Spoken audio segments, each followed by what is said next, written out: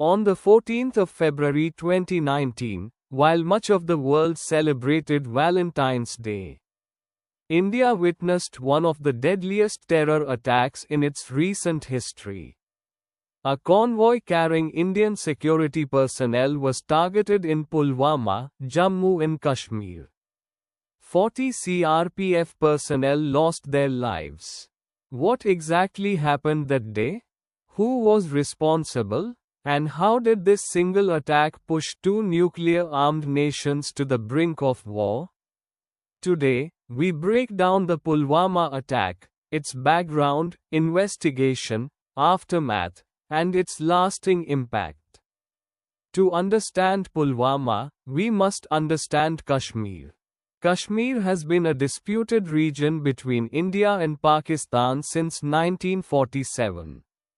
Both countries claim the territory, and both control parts of it. Over the decades, insurgency and militancy have shaped the region's security landscape.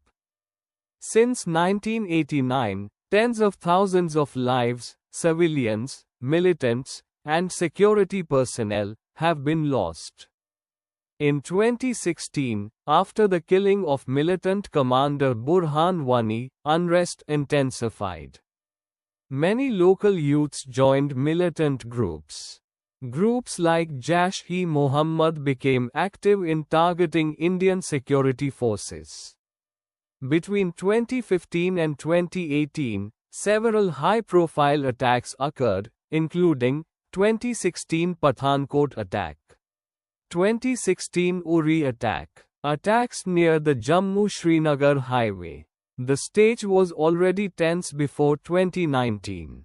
On the 14th of February 2019, a convoy of 78 vehicles was moving from Jammu to Srinagar.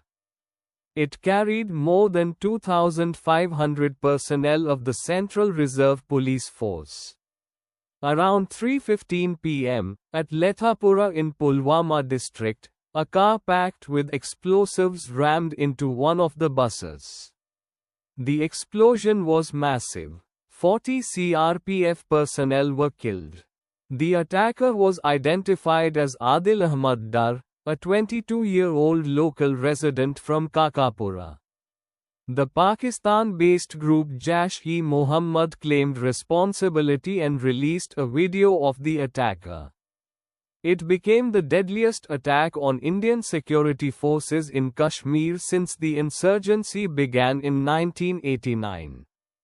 Reports later indicated that multiple intelligence warnings had been received prior to the attack. The convoy was unusually large because the highway had been closed for 2 days. Questions were raised. Could air transport have been used? Were intelligence inputs ignored? How did such a large amount of explosives reach the highway? The National Investigation Agency began a full-scale investigation. Over 300 kilograms of explosives were reportedly used. NIA filed a charge sheet naming 19 accused. By 2021, several accused were killed in encounters. Others were arrested. The nation reacted with grief and anger. State funerals were held across India. Candle marches took place in multiple cities. India took strong diplomatic steps, revoked Pakistan's most favored nation trade status, increased customs duties on Pakistani imports to 200%, urged the FATF to review Pakistan's compliance. Protests and BNHS were observed across the country.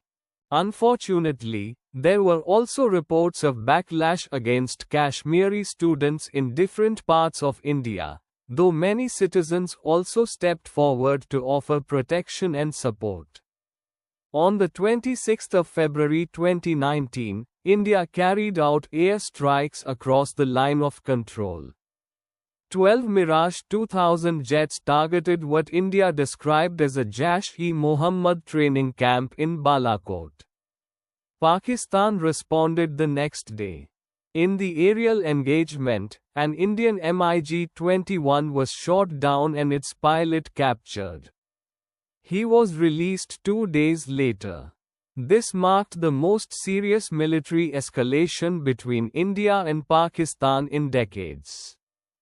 Diplomatic ties deteriorated sharply. Both nations recalled ambassadors. Statements and counter-statements followed.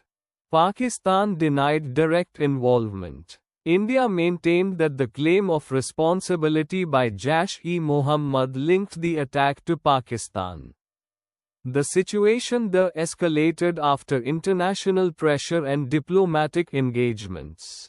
The United States, France, Russia, Israel, and many other nations condemned the attack. The United Nations Secretary-General also expressed concern. Eventually, after sustained diplomatic pressure, Jaish-e-Mohammed leader Masood Azhar was designated as a global terrorist by the UN.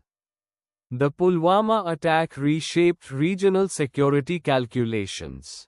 It influenced India's counterterrorism posture, India-Pakistan diplomatic relations, domestic security policies. Even in sports, the impact was visible. During an ODI match against Australia, Indian players wore camouflage caps in tribute to the fallen CRPF personnel.